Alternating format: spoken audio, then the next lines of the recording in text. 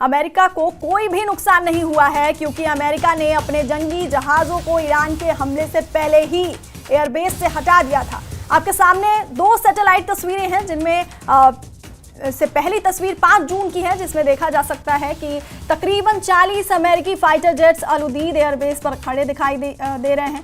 जबकि दूसरी तस्वीर 19 जून की है, जिसमें आपको बामुश्किल 3 अमेरिकी फाइटर जेट्स दिखाई देंगे। ईरान द्वारा अटैक की आशंका से अमेरिका ने पहले ही अपने फाइटर जेट्स को अल उदीद से हटा लिया था।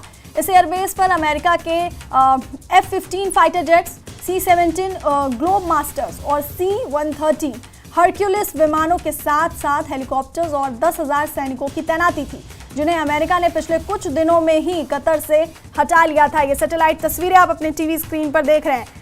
अमेरिका को पहले ही आशंका थी कि इस तरह की कोई कार्रवाई ईरान की तरफ से होने वाली है, जिसके बाद ईरान के हमले से पहले ही एयरबेस से हटा दिए गए थे। अमेरिका ने अपने जंगी जहाज़ों को एयरबेस से हटा दिया था।